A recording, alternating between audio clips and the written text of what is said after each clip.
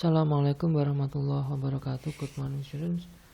Today we will have a writing skill. Jadi kita akan belajar kemampuan menulis. In this section you will study how to choose the correct word to fill the blank. You have to understand the meaning before answering it. Then make columns that show differences of verb 1 and verb 2.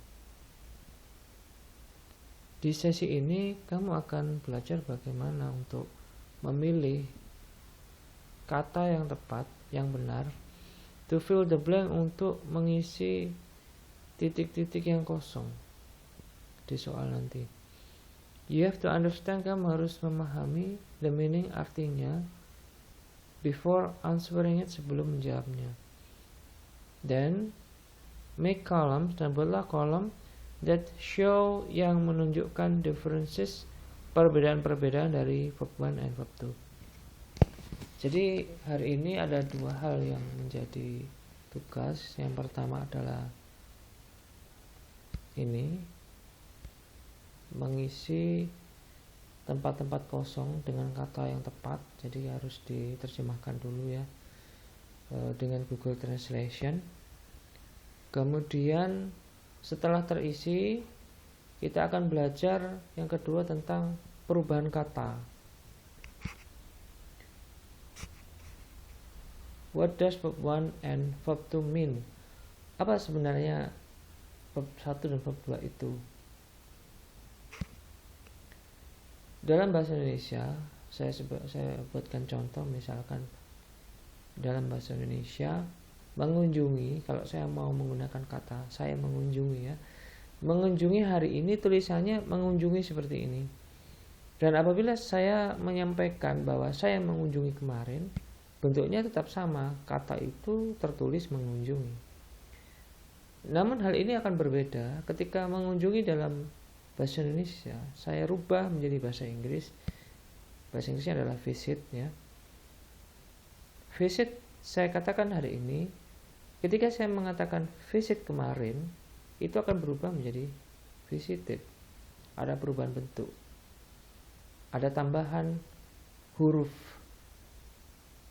tambahan imbuhan, yaitu ed di situ. Inilah yang dimaksud verb 1 dan verb 2. Kemudian verb 2 dalam bahasa Inggris itu ada dua macam. Makanya saya beri judul di sini the irregular verbs. Jadi kata kerja, ya kata kerja itu adalah seperti tadi saya contohkan, mengunjungi itu kata kerja. Kata yang menunjukkan tindakan, melakukan sesuatu. Dalam bahasa Inggris, verb 2 itu ada dua macam. Yang ditambahkan ed, jadi seperti ini, visit, saya tambahkan ed, ini sudah menunjukkan saya mengunjungi di masa lalu, ditambahkan ed. Bagaimana dengan play? Maksud saya kata lain, play misalkan bermain, itu menjadi played, ada ed. Ini contohnya won, maka menjadi wanted, ada ed-nya di sana. Tetapi tidak semua kata bahasa Inggris itu ketika akan disampaikan maksudnya itu di masa lalu ya. Jadi mengunjungi di masa lalu, visit menjadi visited. Ingin di masa sekarang, saat ini saya bilang ingin. Ketika saya bilang ingin itu kemarin, maka menjadi wanted. Nah, bagaimana dengan kata-kata lain? Apakah ditambahkan ed semua? Tidak. Ada yang tidak ditambah ed. Dari pergi ya, maksudnya pergi, go. Ketika saya mengatakan pergi hari ini, I go to school.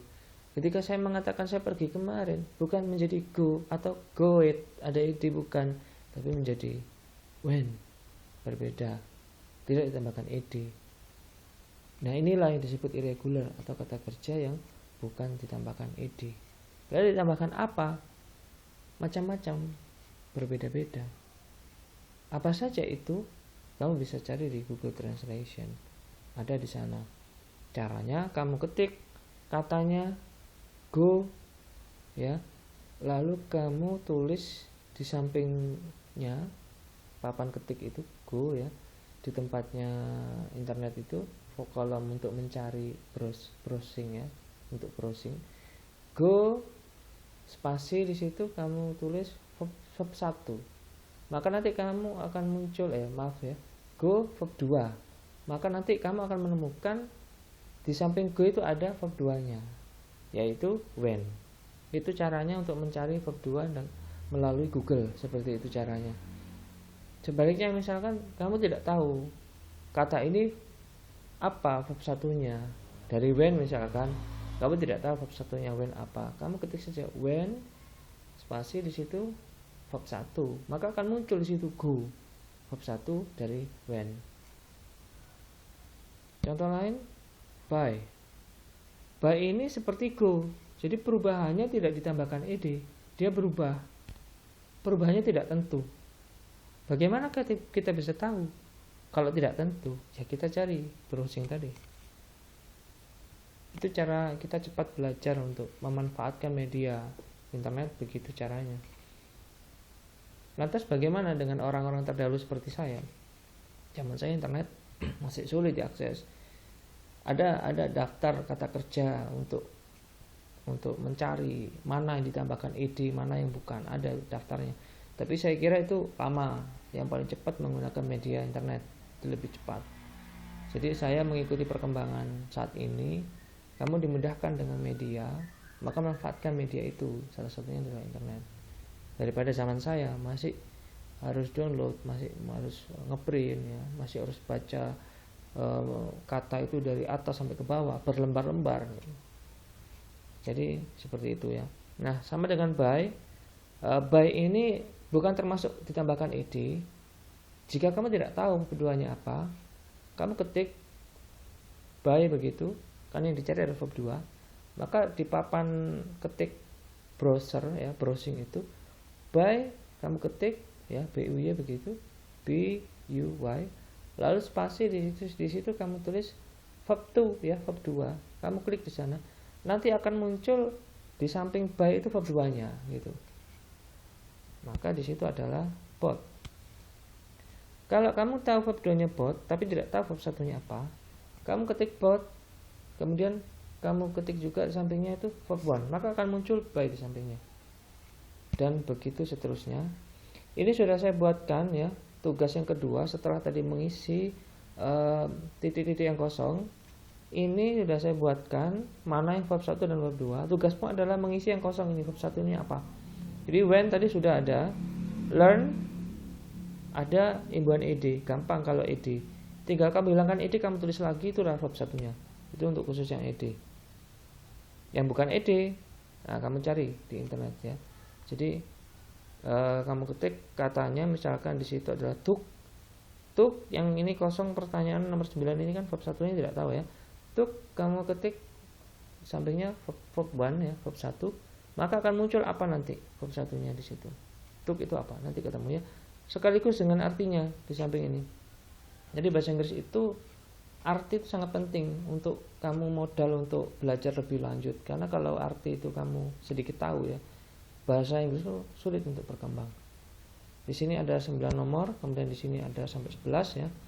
Ini semua tugas dikerjakan, ditulis lengkap ya, soal dengan jawaban.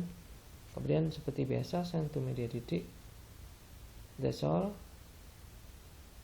Durasi waktunya sampai dengan pertemuan tugas berikutnya ya.